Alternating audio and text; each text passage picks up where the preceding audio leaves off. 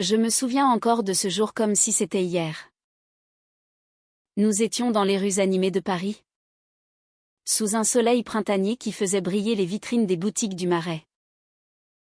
Ma meilleure amie, Sophie, riait aux éclats en essayant une robe rouge vif, affirmant que c'était parfait pour son prochain rendez-vous avec un garçon qu'elle avait rencontré en ligne. Et puis, sans prévenir, au milieu du rayon des accessoires, elle s'est tournée vers moi, les yeux emplis d'une gravité inattendue, et a murmuré, « Émilie, je ne suis pas hétéro. J'aime les femmes. Et c'est toi que j'aime depuis des années. » Mon cœur s'est arrêté net, comme si le monde entier avait basculé en une fraction de seconde. Cette révélation m'a frappé comme un coup de tonnerre. Moi, Émilie, 25 ans, qui avait toujours assumé mon orientation lesbienne en secret, terrifiée par le jugement de ma famille conservatrice, je me retrouvais face à Sophie, ma confidente depuis l'université, celle que je croyais hétérosexuelle jusqu'au bout des ongles. Nous avions partagé tant de moments, des soirées pyjama à discuter de nos cœurs brisés, des voyages en train vers la Côte d'Azur où elle me racontait ses flirts avec des hommes. Comment avais-je pu rater les signes? Ces regards prolongés? Ces touches innocentes qui maintenant prenaient un sens nouveau. Mais au-delà de la surprise, une peur viscérale m'envahit. Que allait-il se passer maintenant? Allions-nous franchir cette ligne invisible qui séparait l'amitié de l'amour? Au risque de tout perdre? Ce soir-là, de retour dans mon petit appartement du 11e arrondissement, je n'ai pas fermé l'œil. Sophie était partie après un baiser volé dans la rue. Un geste impulsif qui m'avait laissé étourdi. J'ai repensé à ma famille, mes parents, catholiques pratiquants, qui vivaient à Lyon et qui m'avaient élevée avec l'idée que l'amour se conjuguait uniquement au masculin-féminin. Mon père, un avocat rigide, avait souvent fait des remarques sur les déviances modernes lors des dîners de famille. Ma mère, plus douce mais tout aussi traditionnaliste, rêvait de me voir mariée avec un gentil garçon. Si je cédais à mes sentiments pour Sophie, comment leur annoncer? Et Sophie elle-même, issue d'une famille bourgeoise de Versailles, où l'apparence et le statut social primaient surtout. Son père était un homme d'affaires influent. Sa mère une femme au foyer qui organisait des thés pour les dames de la haute société. Avait-elle seulement mesuré les conséquences de sa confession? Le lendemain, Sophie m'a appelée, la voix tremblante. Émilie, je suis désolée si je t'ai choquée. Mais je ne pouvais plus mentir. Nous nous sommes retrouvés dans un café près de la Seine, sous les ponts chargés d'histoire. Elle m'a raconté son parcours intérieur, les doutes qu'il avait rongés depuis l'adolescence. Les relations forcées avec des garçons pour se conformer aux attentes. Les nuits passées à pleurer en se sentant prisonnière d'un rôle qui n'était pas le sien. J'ai essayé d'être normale. Mais ça me tuait à petit feu. A-t-elle avoué? Les larmes aux yeux. Je l'ai écoutée. Le cœur serré. Réalisant que nos luttes étaient similaires. Pourtant si différentes. Moi, j'avais choisi la discrétion. Travaillant comme graphiste freelance pour éviter les questions indiscrètes au bureau. Elle, enseignante dans un lycée privé, risquait son poste si des rumeurs circulaient. Notre premier vrai rendez-vous a eu lieu une semaine plus tard, dans un restaurant discret du quartier latin. L'atmosphère était électrique, chaque regard, chaque effleurement des mains déclenchait une vague d'émotion. Mais déjà, les ombres planaient. Sophie m'a confié qu'elle n'avait parlé à personne de son orientation. Pas même à sa sœur aînée. Mariée et mère de 2 enfants. Il me renierait. Émilie. Mon père m'a toujours dit que la famille passe avant tout. Mais seulement si on respecte les règles. J'ai hoché la tête, pensant à mes propres parents. Ce soir-là, nous avons décidé de garder notre relation secrète. Un pacte fragile qui nous protégeait autant qu'il nous emprisonnait. Les mois suivants ont été un tourbillon de joie clandestine et d'angoisse croissante. Nous passions nos week-ends à flâner dans les parcs de Paris, main dans la main quand personne ne regardait, partageant des rêves d'un avenir où nous pourrions être libres. Sophie s'épanouissait. Son sourire plus lumineux que jamais. Mais les fissures apparaissaient. Un jour, lors d'une fête d'anniversaire chez des amis communs, un garçon a flirté avec elle. Et elle a joué le jeu pour ne pas éveiller les soupçons. Je l'ai vu rire à ses blagues, poser sa main sur son bras, et une jalousie brûlante m'a envahi. De retour chez moi, nous nous sommes disputés pour la première fois. Tu ne comprends pas la pression que je subis, a-t-elle crié. Et toi? Tu préfères te cacher plutôt que de m'assumer? Ai-je rétorqué. Cette nuit-là, j'ai pleuré seule, me demandant si notre amour valait tous ces sacrifices. Puis vint le moment où tout a basculé davantage. Ma mère m'a appelée. Excitée, Émilie. Ton père et moi venons à Paris pour te voir. On dînera ensemble. Et amène Sophie. Elle est si gentille. Panique totale. Comment gérer cela? Sophie a insisté pour venir, affirmant que c'était l'occasion de tester les eaux. Le dîner a eu lieu dans un bistrot cosy. Mes parents étaient charmants. Comme toujours. Mais leurs questions innocentes sur nos vies amoureuses m'ont fait transpirer. Sophie a menti avec aisance, parlant d'un prétendu petit ami. J'ai souri. Mais intérieurement, je bouillonnais. Après leur départ, elle m'a prise dans ses bras, tu vois. Ça s'est bien passé. Mais pour moi, c'était une trahison. Un rappel que notre amour était relégué au second plan. Les semaines suivantes ont amplifié les tensions. Sophie et moi passions de plus en plus de temps ensemble. Mais chaque rencontre était entachée par la peur d'être découverte. Un soir, alors que nous marchions le long des Champs-Élysées, illuminés par les lumières de Noël, elle m'a arrêtée sous l'Arc de Triomphe. Émilie, je veux qu'on assume. Je suis prête à le dire à ma famille. Mon estomac s'est noué. Étais-je prête? Moi, j'ai hésité. Et cela a suffi à allumer la mèche. Tu as peur de quoi? De perdre ton petit confort, a-t-elle accusé.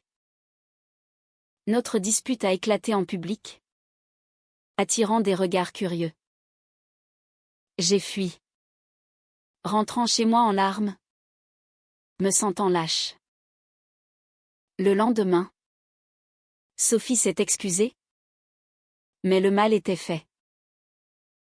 Nous avons décidé d'une pause. Un mot qui sonnait comme une sentence. Pendant ces jours de séparation, j'ai plongé dans une introspection douloureuse. Pourquoi étais-je si terrifiée? Était-ce vraiment la société française?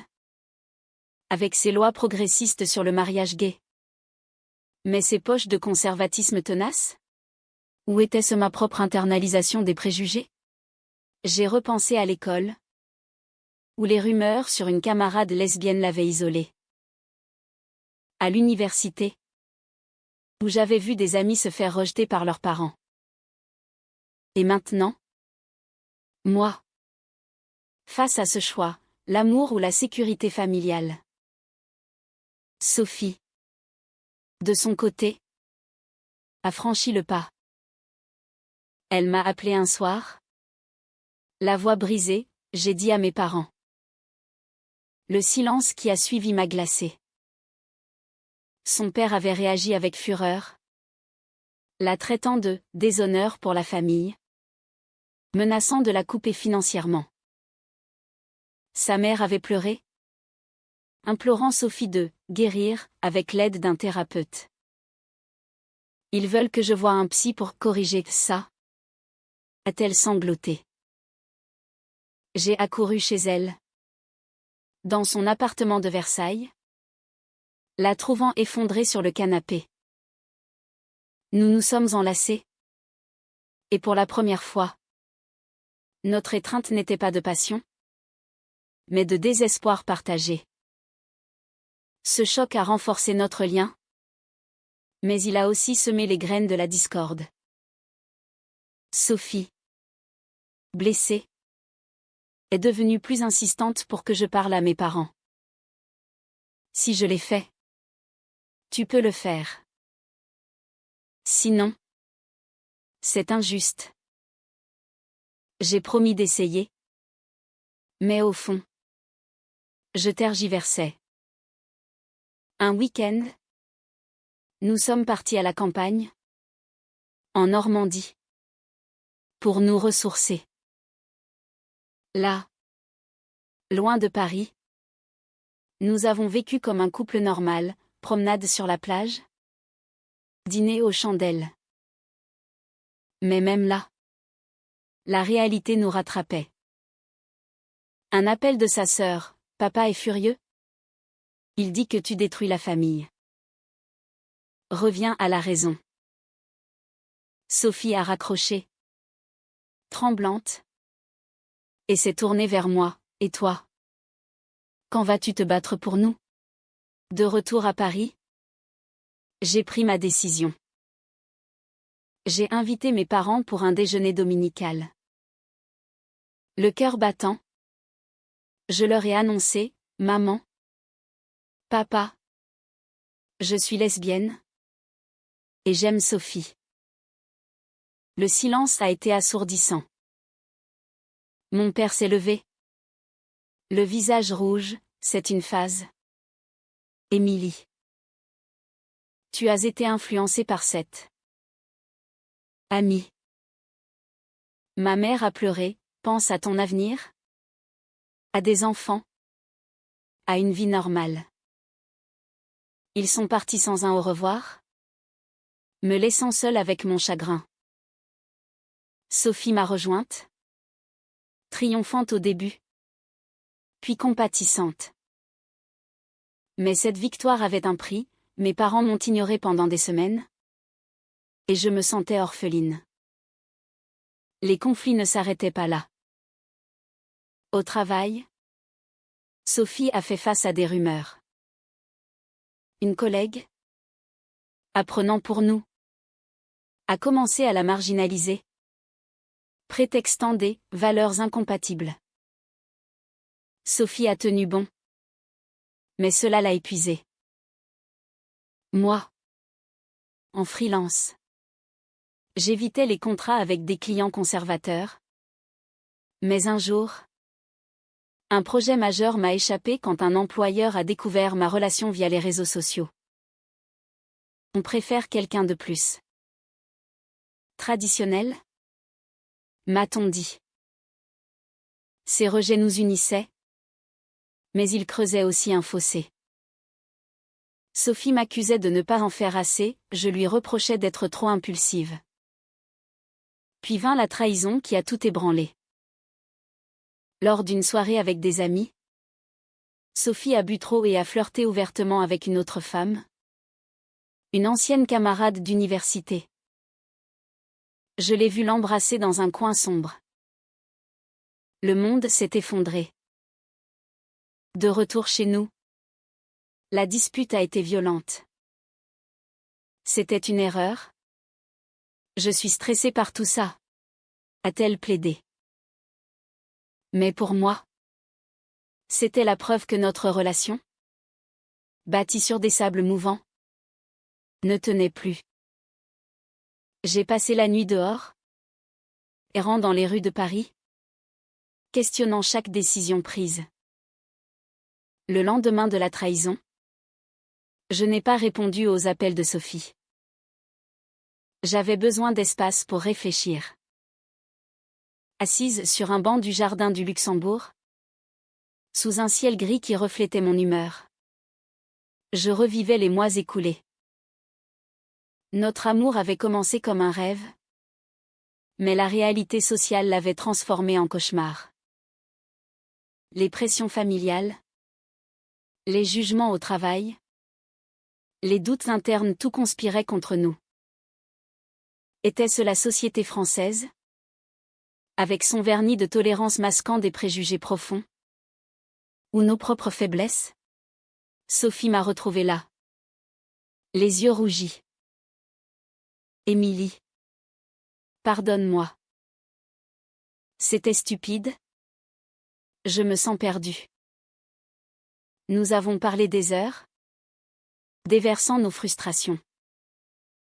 Elle m'a avoué avoir contacté une association LGBT pour du soutien, ce que j'aurais dû faire plus tôt. Ensemble, nous avons décidé de consulter une thérapeute spécialisée dans les couples homosexuels.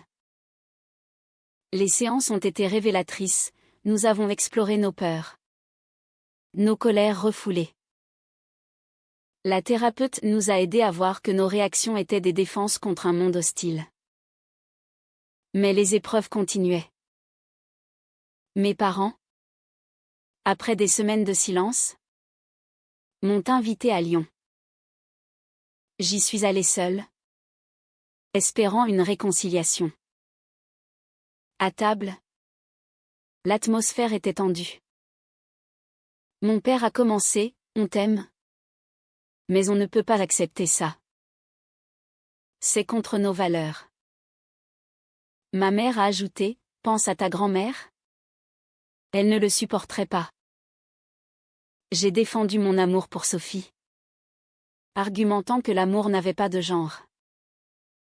Mais il restait inflexible, me proposant même une retraite spirituelle pour clarifier mes idées. J'ai quitté la maison en larmes, me sentant rejetée au plus profond de moi. Sophie, apprenant cela, a explosé, tes parents sont égoïstes. Les miens au moins essaient de comprendre maintenant.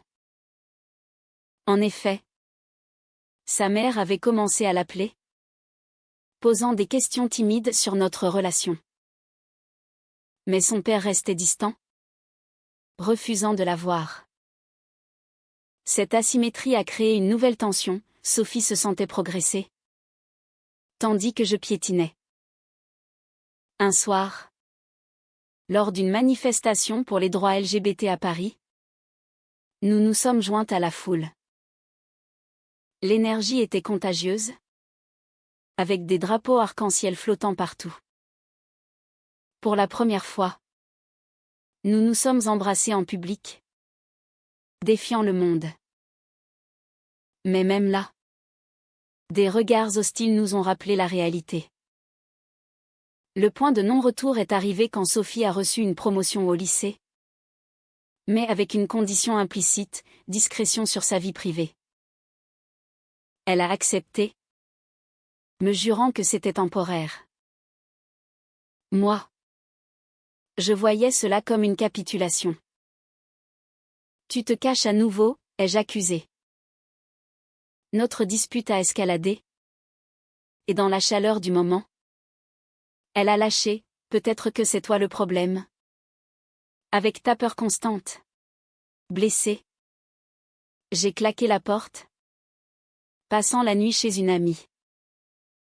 Le lendemain, un message de Sophie, on doit parler. Je t'aime. Mais ça nous détruit. Nous nous sommes retrouvés dans notre café habituel. Les larmes coulaient librement. Sophie a admis que la trahison était un cri d'aide. Un moyen maladroit de tester mes limites. J'ai confessé ma lâcheté. Mon incapacité à me battre pleinement. Nous avons décidé d'une vraie pause pour réfléchir individuellement. Les semaines suivantes ont été un enfer de solitude. Je me suis plongée dans le travail, acceptant des projets qui me forçaient à voyager. Comme un contrat à Marseille. Là, loin de Paris, j'ai rencontré d'autres femmes lesbiennes, partageant leurs histoires de résilience. Cela m'a ouvert les yeux, l'amour exigeait des sacrifices, mais aussi du courage. De retour, j'ai contacté Sophie. Elle avait, elle aussi, évolué, elle avait rejoint un groupe de soutien et confronté son père lors d'un dîner familial. Il n'a pas changé. Mais j'ai affirmé qui je suis. M'a-t-elle dit. Nous avons repris doucement. Avec des règles, honnêteté totale. Soutien mutuel. Mais les cicatrices restaient. Un jour, une ancienne amie de Sophie, jalouse, a répandu des rumeurs sur les réseaux, accusant Sophie d'avoir corrompu des élèves. Bien que faux. Cela a déclenché une enquête au lycée. Sophie a été suspendue temporairement. Le temps de l'investigation. L'enquête sur Sophie a été un calvaire. Chaque jour, elle rentrait épuisée, les yeux cernés par l'insomnie. Je la soutenais du mieux que je pouvais, assistant aux réunions avec son syndicat et son avocat. C'est de la discrimination déguisée, affirmait l'avocat. Un spécialiste des droits LGBT.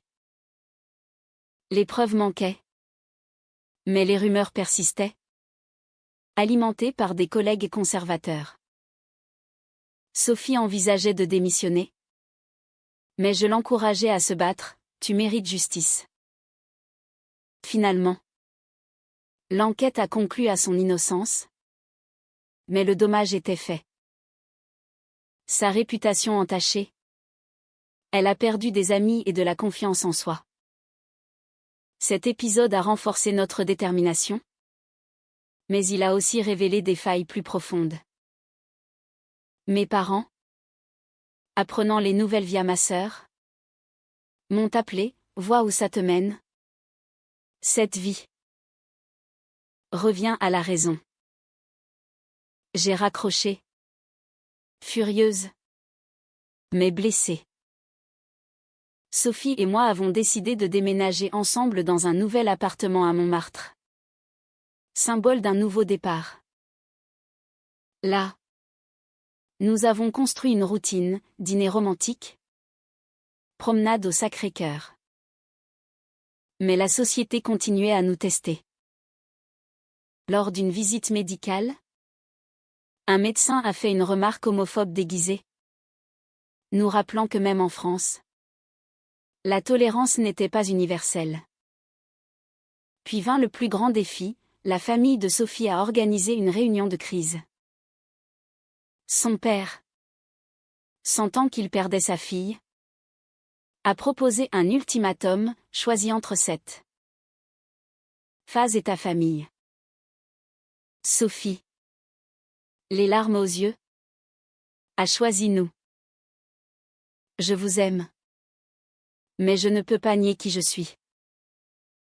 Son père est parti en claquant la porte, sa mère a promis d'essayer. Ce choix a coûté cher, Sophie a été exclue de l'héritage familial, perdant un soutien financier qu'elle n'avait pas anticipé. Elle a dû prendre un second job comme tutrice, épuisant ses soirées. Moi, inspirée par son courage, j'ai confronté mes parents une dernière fois. Lors d'un voyage à Lyon, je leur ai présenté des faits, des études sur l'orientation sexuelle, des témoignages de familles réconciliées. Mon père a écouté.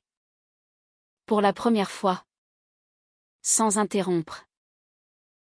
Je ne comprends pas. Mais je ne veux pas te perdre, a-t-il admis.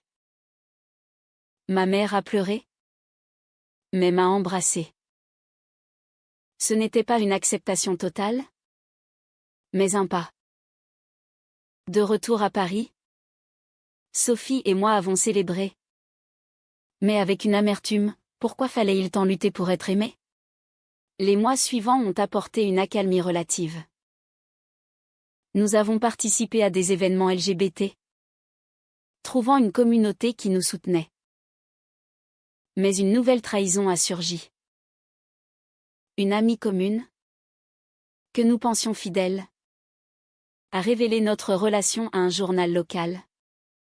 Dans un article sur « Les défis des enseignants LGBT ». Sophie a été exposée publiquement, attirant des commentaires haineux en ligne. Elle a sombré dans la dépression, questionnant tout. « Est-ce que ça en vaut la peine ?» m'a-t-elle demandé un soir. Effondrée. J'ai tenu bon, l'accompagnant chez la thérapeute, l'encourageant à porter plainte pour diffamation. L'affaire a été gagnée, mais le traumatisme persistait. Notre relation, autrefois passionnée, devenait une bataille quotidienne. Un jour, lors d'une dispute sur l'avenir mariage, enfant, Sophie a lâché, peut-être qu'on devrait arrêter. Je t'aime. Mais ça nous tue. Mon cœur s'est brisé. Était-ce la fin? Après des jours de réflexion, nous avons choisi de persévérer, mais avec des changements. Sophie a changé de lycée, trouvant un environnement plus inclusif. Moi, j'ai lancé une agence freelance axée sur des projets LGBT-friendly. Nos familles, lentement, s'adaptaient, appels sporadiques, invitations timides.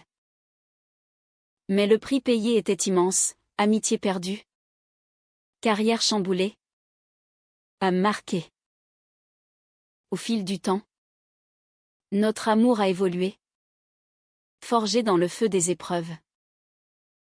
Nous avons célébré notre premier anniversaire en privé, avec un pique-nique au bois de Boulogne, riant des débuts chaotiques.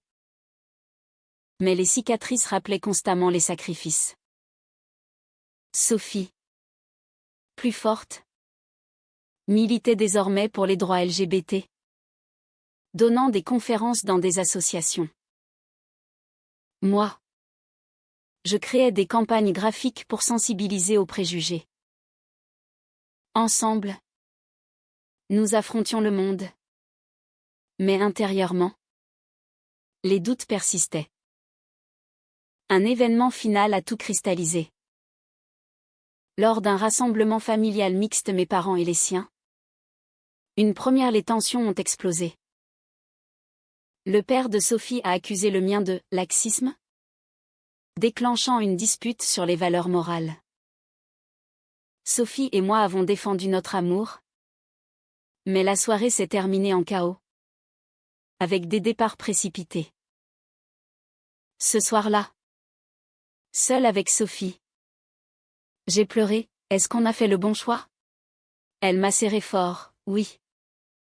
Parce que sans toi, je ne suis pas moi. Pourtant, les conséquences continuaient. Sophie a perdu un contrat d'enseignement à cause de son militantisme, moi, j'ai vu des clients se retirer. La société, malgré ses lois, gardait ses barrières invisibles. Nous avons envisagé de partir, peut-être à Berlin, où la communauté LGBT était plus vibrante. Mais rester en France était un acte de résistance. Finalement, après des années de lutte, nous avons trouvé un équilibre précaire. Nos familles, à contre-cœur, nous acceptaient partiellement, invitation à Noël, mais sans effusion. Nos carrières rebondissaient. Grâce à des réseaux solidaires. Mais le chemin parcouru nous avait changé, plus résilientes, mais aussi plus cyniques sur l'amour et la société. Était-ce la bonne décision de tout risquer pour cet amour? Ou aurions-nous dû choisir la sécurité au prix de notre authenticité?